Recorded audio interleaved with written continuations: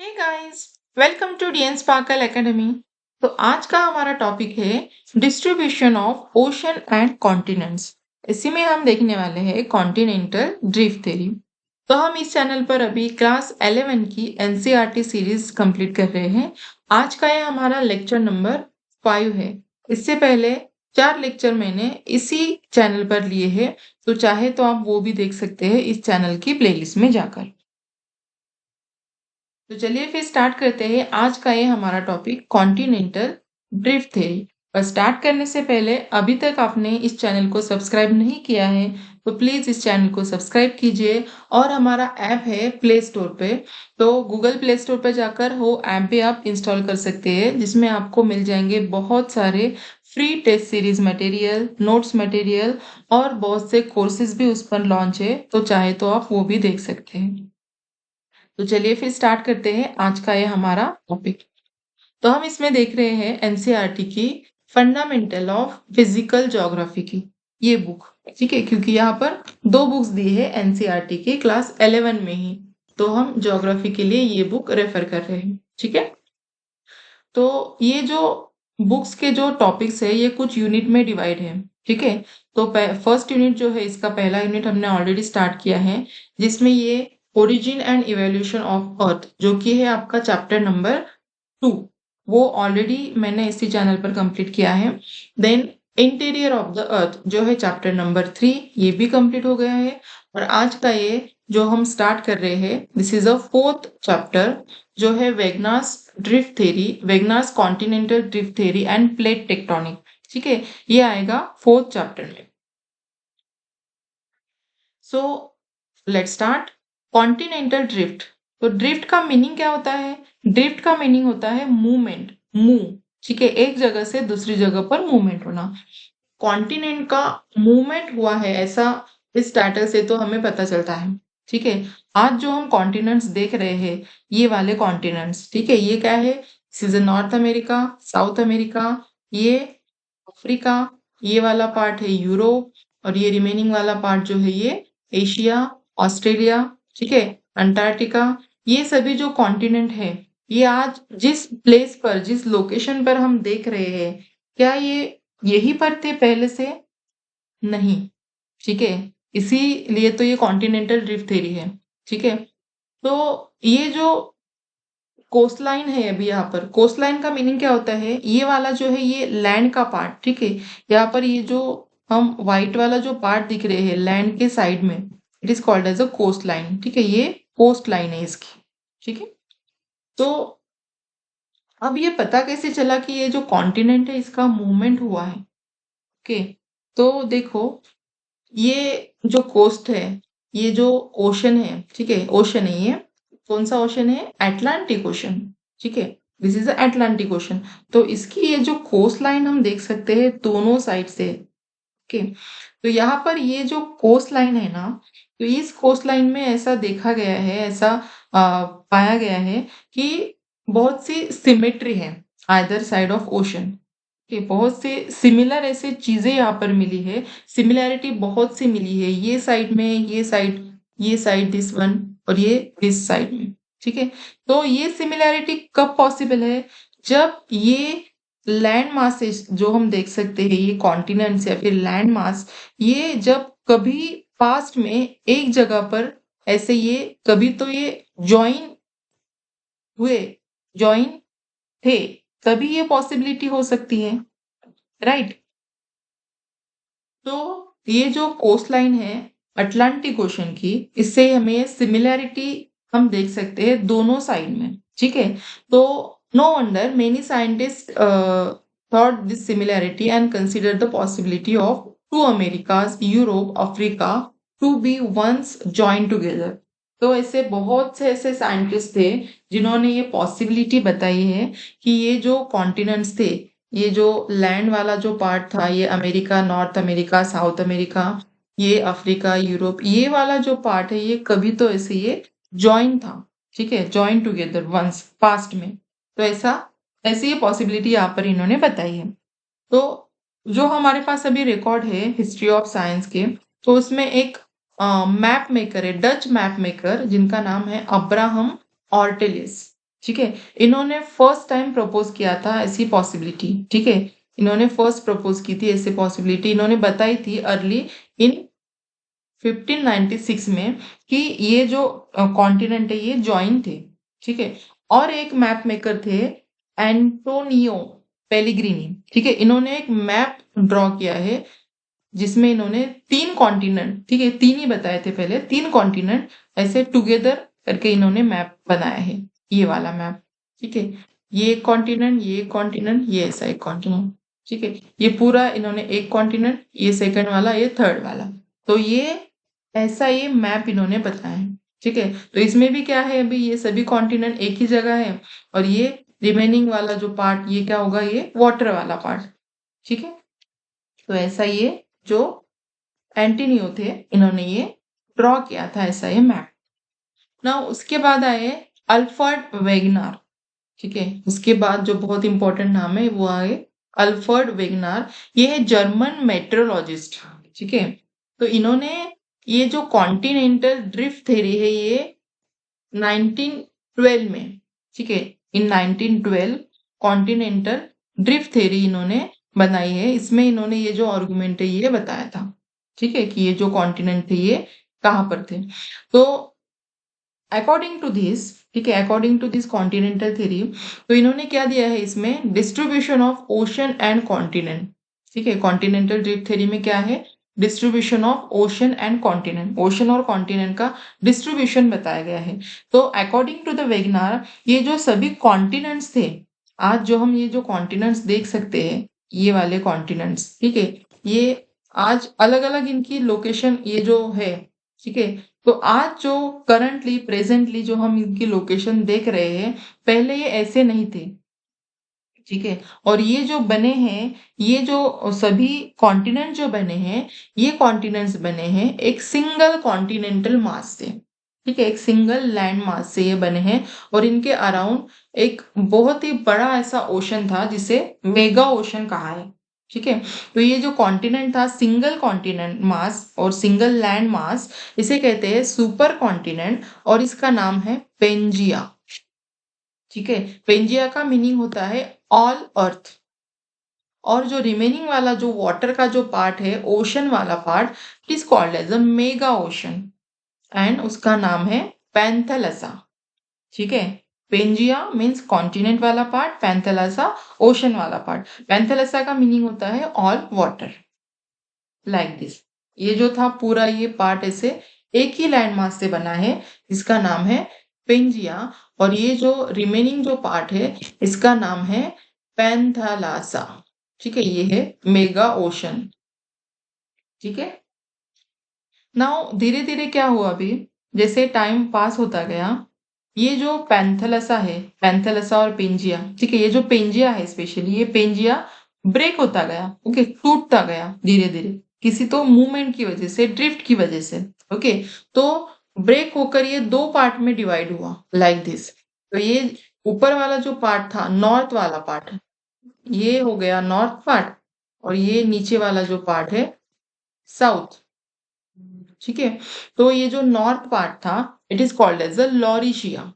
North वाला जो land mass का पार्ट था इसका नाम दिया गया लॉरिशिया, एंड जो साउथ में जो पार्ट था उसका नाम दिया गया क्या, गोंडवाना लैंड, ठीक है। अब अगर ये दोनों ब्रेक हुए हैं, टूटे हैं, तो बीच में ये जो सेपरेशन हुआ है, तो यहाँ पर खाली जगह तो नहीं रहेगी, जगह मीन्स क्या, इसमें क्या होगा, वाटर आ जाएगा ऑब्वियसली, ठीक है। तो इससे यहाँ पर बना है ये टेथिस सी, ठीक है। ये जो ये जहां से ये जो ब्रेक हुए हैं इससे बना है टेथिस सी, राइट। तो ये वाला जो पार्ट था, ऊपर वाला पार्ट बाद में ये हुआ नॉर्थ अमेरिका, नीचे वाला ये पार्ट साउथ अमेरिका, फिर इसके साइड में ये अफ्रीका, और ये वाला पार्ट यूरेशिया का, ऑस्ट्रेलिया, अंटार्कटिका, ऐसे ये डिवाइड हुए बाद में धीरे धीरे। तो ये जो प्रोसेस हुई, ये जो पेंजिया जो टूटा, जो स्प्लिट हुआ, ओके। तो ये जो सुपर कॉन्टिनेंट था पेंजिया, ये कब स्प्लिट हुआ, अराउंड 200 मिलियन ईयर एगो, ठीक है। अभी ये ब्रेक हुआ 2 लार्ज कॉन्टिनेंट में जिसे हम कहते हैं लॉरिशिया एंड गोंडवाना, जो नॉर्थ और साउथ में बना है, ठीक है। सो और बाद में क्या हुआ, जो हम आज देख रहे हैं लॉरेशिया और गोंडवाना, ये कंटिन्यू उनका ब्रेक जो हो रहा था, जो होता गया और आज जो हम देख रहे हैं करंटली एग्जिस्ट है जो कॉन्टिनेंट स्मॉलर साइज में, वो हम देख सकते हैं। तो ये इसी से बने हैं, लॉरेशिया गोंडवाना से। और ये किससे बना है? पेंजिया। ठीक है, तो सबसे बड़ा था पेंजिया, उसके बाद ये दो पार्ट में डिवाइड हुआ, जो था लॉरेशिया एंड गोंडवाना लैंड। और आज जो हम ये कॉन्टिनेंट्स देखते हैं सभी वाले, कितने हैं? 7-8 कॉन्टिनेंट, 7 कॉन्टिनेंट। ठीक है, तो ये सभी कॉन्टिनेंट किससे बने हैं? ये लॉरेशिया एंड गोंडवाना लैंड से। ठीक है, तो इन्होंने बहुत सारे ऐसे प्रूफ भी दिए, ये जो वेगनार थे, अल्फ्रेड वेगनार, इन्होंने बहुत सारे प्रूफ दिए, एविडेंस दिए, जो इनकी थ्योरी को सपोर्ट कर रहे थे। ठीक है, तो क्या क्या थे वो प्रूफ? तो पहला जो प्रूफ इन्होंने दिया वो था मैचिंग ऑफ कॉन्टिनेंट्स, जिसे कहते हैं जिग सॉ फिट।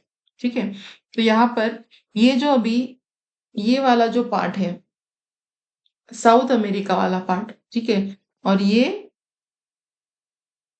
अफ्रीका वाला पार्ट, तो अगर हम इनको ऐसे पास में लाए, ठीक है, यहाँ पर अगर हम ये ज्वाइन करें तो ये ऐसे ज्वाइन होते हैं, ये वाला पार्ट यहाँ पर फिट हो जाएगा, जिसे कहते हैं जिगसॉ फिट। ठीक है,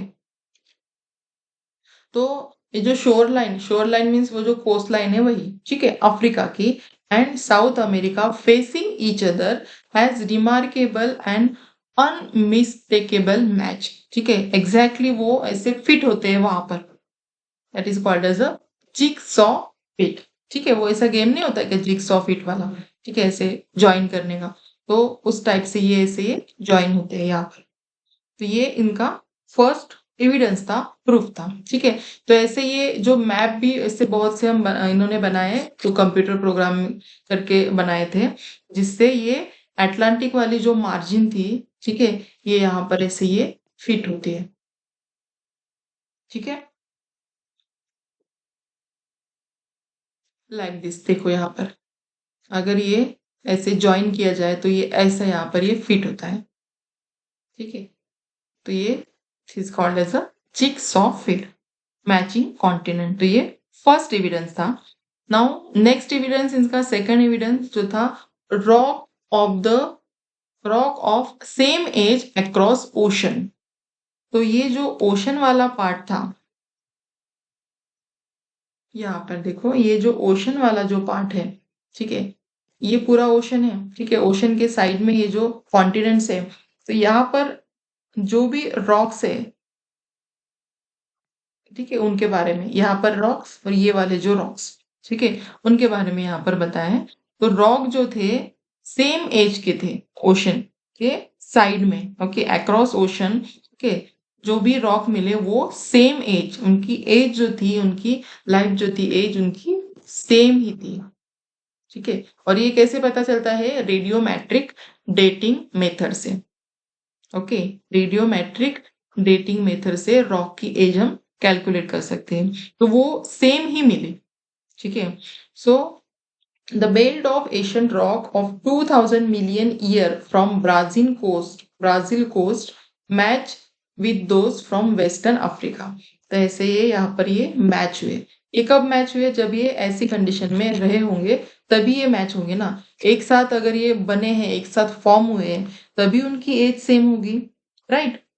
सो earliest marine deposit along the coast line of South America and Africa are of, ये थे जुरासिक एज के। ठीक है, ये जो मरीन डिपॉजिट मिली, ये जुरासिक एज पीरियड, जो जियोलॉजिकल टाइम स्केल हमने देखी है उसमें जुरासिक एज एक टाइम पीरियड है कि उसका ये है। ठीक है, तो ये रॉक जो थे ये सेम एज के मिले, दैट इज सेकंड एविडेंस। ठीक है, क्योंकि डिस्टेंस इसका बहुत ज्यादा है यहाँ पर, है ना, डिस्टेंस यहाँ पर बहुत ही ज्यादा है, पर फिर भी ये जो रॉक यहाँ पर मिले ये सेम एज के थे। ठीक है, ये सेकंड एविडेंस। और एक एविडेंस है टीलाइट। अभी tillite, it is related to glacier. ठीक है, टीलाइट ये है ग्लेशियर से रिलेटेड, ये ध्यान में रखना है। So tillite it is a sedimentary rock form out of deposit of glacier. तो ऐसे रॉक सेडिमेंट्री रॉक ही है, ऐसे रॉक जिसमें ग्लेशियर के डिपॉजिट्स मिले। ओके, जो ग्लेशियर से बने, ग्लेशियर्स के डिपॉजिट जिसमें मिले, ऐसे रॉक। ठीक है, so tillite it is related to glacier. ठीक है, ऐसे वाले, ऐसे। ये यहाँ पर ये जो हम देख सकते हैं, ये जो पैचेस है, these are form because of glacier. Okay, ये यहाँ पर बहुत सारे हम ये जो पैचेस देख सकते हैं, दीज आर फॉर्म, यहाँ पर भी देखो, ये से जो पैचेस है, these are form because of glacier. ठीक है, ये क्या है, ये भी पूरा रॉकी है ना। So, the Gondwana system of sediment from India is known to have its counterpart in 6 different land masses of southern hemisphere. तो जो गोंडवाना सिस्टम या फिर गोंडवाना लैंड का जो पार्ट था, वो ऐसे 6 डिफरेंट पार्ट में वो डिवाइड हुआ। Okay, counter part of 6 different land masses of southern hemisphere. So ये जो बेस था, तो ये जो गोंडवाना सिस्टम के जो सेडिमेंट्स जो बने हैं, जो गोंडवाना सिस्टम के जो सेडिमेंट्स थे, जो हम इंडिया में देख सकते हैं। ठीक है, तो ऐसे ही सेडिमेंट्स हमें 6 डिफरेंट लैंड मासेस पर मिलते हैं सदर्न हेमिस्फीयर में। ठीक है, किससे बने हुए, जो डिपॉजिट्स ऑफ ग्लेशियर्स से बने हैं, टीलाइट्स डिपॉजिट से। ठीक है, तो ये जो है इनका बेस जो है, ओके, ये जो सिस्टम है ठीक, ये इंडिकेट करती है कि ये प्रोलॉन्ग ऐसे बहुत से मतलब टाइम ये ग्लेशियर से ही बने हैं। तो जैसे कि आज हमें सेडिमेंट्स मिलते हैं, गोंडवाना सिस्टम ऑफ सेडिमेंट्स। ठीक है, गोंडवाना सिस्टम से जो बने हैं, जो इंडिया से। ठीक है, तो वो वैसे ही उस टाइप के ही सेडिमेंट्स हम देख सकते हैं 6 डिफरेंट लैंड मासेस में, जो है सदर्न हेमिस्फीयर में। ठीक है, और जो बने हैं ये जो ग्लेशियर्स है, ग्लेशियर्स मीन्स ये जो बर्फ है, ठीक है, आइस से है, आइस से जो बने हैं, ये बहुत टाइम के बाद थिक टीलाइट। ठीक है, ये बहुत ज्यादा थिक है, इट मीन्स ये बहुत ज्यादा एक्सटेंड हुए हैं, और ये बहुत ज्यादा इसमें ग्लेसिएशन था, बहुत ज्यादा आइस एज जब था, ये तब से ये बने हैं। ठीक है, सो ये कहाँ पर मिलते हैं, ठीक है, ये जो है अभी अफ्रीका, फाल्कन island, Madagascar, then Antarctica, Australia, यहाँ पर हमें सभी देख सकते हैं सिमिलर टाइप के ये जो टीलाइट्स है। सो ओवरऑल रिसेम्बल ये जो गोंडवाना टाइप के जो सेडिमेंट हमें मिलते हैं, ठीक है, जो पास्ट में जो हमें मिले हैं, या फिर जो जो ये जो ग्लेशियल जो टीलाइट हमें जो मिले हैं, इससे हमें बहुत सारे ऐसे एविडेंस मिलते हैं कि जो कि क्लाइमेट कैसा था, या फिर ड्रिफ्टिंग हुआ है कॉन्टिनेंट्स का। ठीक है, ये सभी एविडेंस हमें यहाँ से मिलते हैं, ये जो टिलाइट्स डिपॉजिट जो हमें मिलते हैं। ठीक है, सो ये और एक एविडेंस था कि टिलाइट्स मुझे इंडिया से भी मिल रहे हैं, टिलाइट्स सेम टाइप के टिलाइट्स अफ्रीका से भी मिल रहे हैं, सेम टाइप के फाल्कन आइलैंड से मिल रहे हैं। ओके, सेम टाइप के वैसे मादागास्कर, अंटार्कटिका, ऑस्ट्रेलिया से भी मिल रहे हैं। ओके, तो ये एक और एविडेंस था कि ये जो कॉन्टिनेंट्स है ये ज्वाइन थे, या फिर एक ही लैंडमास से बने हैं। नाउ और एक एविडेंस था इसका, प्लेसर डिपॉजिट। सो प्लेसर डिपॉजिट मीन्स ये जो मिनरल्स हैं, ठीक है, जैसे कि यहाँ पर अभी गोल्ड है, गोल्ड के डिपॉजिट जो मिले हैं घाना कोस्ट पर। ठीक है, पहले तो देख लेते हैं ये वाला जो पार्ट है मैप में। ठीक है, अफ्रीका का ये पार्ट है, यहाँ पर ये जो हम देख सकते हैं दिस इज अ घाना। ठीक है, तो यहाँ पर कुछ ऐसे प्लेसर डिपॉजिट मिले हैं, मीन्स गोल्ड के ऐसे डिपॉजिट मिले हैं बहुत सारे। ठीक है, तो ये जो डिपॉजिट मिले हैं, यहाँ पर बस डिपॉजिट ही मिले हैं, इसका सोर्स यहाँ पर नहीं है, फिर भी वो डिपॉजिट वहां पर मिले हैं। और इसका सोर्स कहाँ पर पाया गया, इसका सोर्स यहाँ पर ऐसे आएगा, यहाँ पर मिला। ओके, एक्चुअल डिपॉजिट यहाँ पर इसका सोर्स जहां से ये बने हैं, ठीक है, तो वो मिला इस पार्ट में, यहाँ पर साउथ अमेरिका वाले पार्ट में। तो ये जो प्लेसर डिपॉजिट है जो घाना कोस्ट से मिले, ठीक है, तो वहां पर जिस रॉक से ये बनते हैं वो रॉक तो वहां पर नहीं था। ठीक है, वो रॉक वहां पर प्रेजेंट ही नहीं है। ठीक है, ये एक बहुत ही ज्यादा अमेजिंग ऐसी फैक्ट थी। तो वो कहाँ पर मिला, उसकी जो वेन थी जहां से ये बना है, वो मिला ब्राजील से। ठीक है, एक्चुअल डिपॉजिट मिला गोल्ड से, पर उसका सोर्स जहां से जिस रॉक से वो बनता है वो मिला ब्राजील में, ठीक है, ब्राजील प्लेट्यू में। तो इसका मीनिंग तो यही हुआ ना कि ये जो कॉन्टिनेंट है ये भी ऐसे पास में थे, साइड बाय साइड थे, तभी तो वो यहाँ पर प्लेसर डिपॉजिट मिल सकते हैं। तो ये और एक इसका एविडेंस हो जाता है कॉन्टिनेंटल ड्रिफ्ट का, कि पहले ये एक ही लैंड मास थे या फिर साइड बाय साइड थे और अब ये दूर हो गए हैं, मीन्स ड्रिफ्टिंग हुआ है कॉन्टिनेंट का। तो ये ऐसे कुछ रहते हैं ये डिपॉजिट गोल्ड के, ठीक है। ऐसा ही है यहाँ पर पास में ये, फिर यहाँ पर ये ज्वाइन या फिर एक ही लैंडमार्क से बने होंगे, तभी तो वो हम एक साथ ऐसे प्लेसर डिपॉजिट देख सकते हैं, ठीक है। यहाँ पर हमें प्लेसर डिपॉजिट मिले पर ये सोर्स इसका यहाँ पर है, तो ये कब पॉसिबल होगा, जब ये ज्वाइन होंगे, ठीक है। नाउ और एक इसका एविडेंस था डिस्ट्रीब्यूशन ऑफ फॉसिल्स, ठीक है।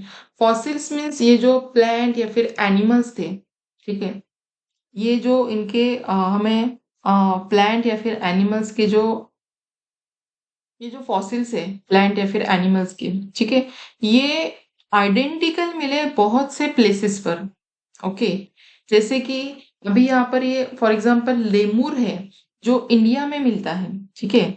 सेम वही स्पेसिस हमें मादागास्कर अफ्रीका में भी हम देख सकते हैं, जबकि डिस्टेंस इसमें बहुत ज्यादा है, फिर भी वो सेम स्पेसिस वहां पर मिलती है, ओके। तो ये पॉसिबिलिटी कब है, जब वो ज्वाइन हो गए, ठीक है, कभी तो पास्ट में वो ज्वाइन हुए होंगे, ठीक है। और ये जो लैंडमास है ना, जो यहाँ पर आज ये डिस्टेंस है बहुत, इंडिया मादागास्कर अफ्रीका में, पर कभी ये ज्वाइन थे तब इसका नाम था लेमुरिया, ठीक है, linking this three land masses, okay, लेमुरिया।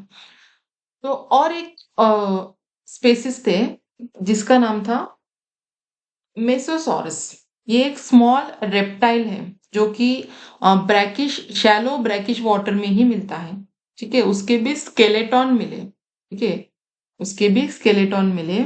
ये फाउंड हुए ओनली इन टू लोकेलिटीज, दो जगह से ही मिले। एक तो था ये साउथ अफ्रीका वाला पार्ट और एक ब्राजील वाला पार्ट।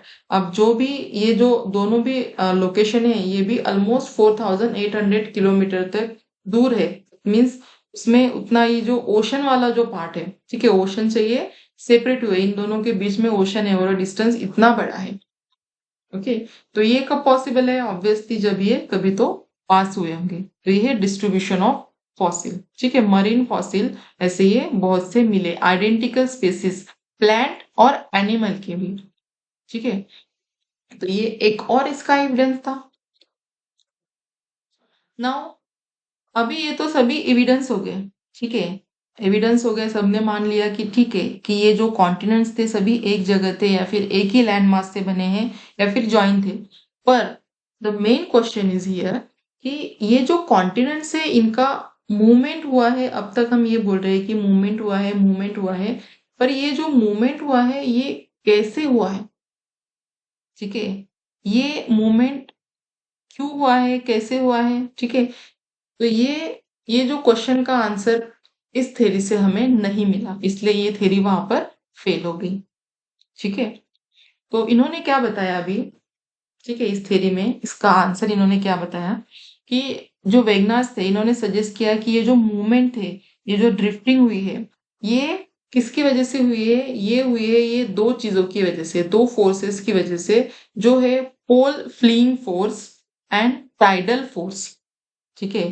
पोल फ्लीइंग फोर्स जो होता है, पोलर फोर्स जो होता है, पोल नॉर्थ पोल और साउथ पोल, ठीक है, it is related to north pole and south pole. Polar fleeing force जिसे हम कहते हैं, जो रोटेशन जो होते हैं अर्थ के उस पर डिपेंड होता है, ठीक है। Polar fleeing force related to the rotation of earth, and earth is not perfect square, okay, it is bulge at the equator, जो हमें पता है कि ये परफेक्ट स्फीयर नहीं है, वो बल्ज है इक्वेटर पे ऐसे फूली हुई है, ठीक है। और ये जो बल्ज है ये due to rotation of earth, rotation की वजह से हुआ है, ठीक है, ऐसा इसने बताया इस थ्योरी। तो ये पोलर फोर्स की वजह से ये मूवमेंट हुए, ठीक है, ऐसा एक एक रीजन ये था वेगनास थ्योरी का। और दूसरा रीजन था इसमें कि जो सेकंड जो फोर्स है जो वेगनास ने बताया वो था टाइडल फोर्स। ये जो टाइड्स आते हैं ओशन में, टाइड्स किसकी वजह से आते हैं, मून के, ओके, मून की जो ग्रेविटी है उसकी वजह से वाटर जो है वो अट्रैक्ट हो जाता है, उसकी वजह से टाइड्स आते हैं, ठीक है। सो tidal force is due to the attraction of moon and the sun that develop tide in the oceanic water, ठीक है, उसकी वजह से। वेगनास ने ये बताया कि ये जो फोर्सेस है ये एकदम सडनली ये चेंज नहीं हुआ। ये फोर्सेस कब इफेक्टिव होंगे, कब से ये स्टार्ट हुए, ये बहुत से मिलियन ईयर पहले, okay, over a million year ago, तब से ये फोर्सेस धीरे धीरे धीरे धीरे ऐसे ये जो कॉन्टिनेंट्स को है ये मूव करते रहे, ठीक है, ऐसा इसने बताया है। पर ये जो आंसर इसने बताया, इन्होंने बताया मूवमेंट का, कॉन्टिनेंट के मूवमेंट का, ये जो इतना सफिशिएंट नहीं था, ठीक है। तो बहुत से जो स्कॉलर्स थे, ठीक है, इन्होंने बताया कि ये टोटली इनएडिक्वेट है, ठीक है, तब यहाँ पर ये थ्योरी जो है ये फेल हो जाती है ये क्वेश्चन का आंसर देने में, ठीक है। पर एक बात तो है कि मूवमेंट तो हुआ है, ठीक है, पर कैसे हुआ इसका आंसर इससे हमें नहीं मिला। इसका आंसर हमें नेक्स्ट थ्योरी में मिलेगा, जो है कॉन्टिनेंट कन्वेंशनल करंट थ्योरी, ठीक है। तो ये हम देखेंगे नेक्स्ट पार्ट में। तब तक के लिए मिलते हैं, तब तक के लिए bye bye and take care, ठीक है।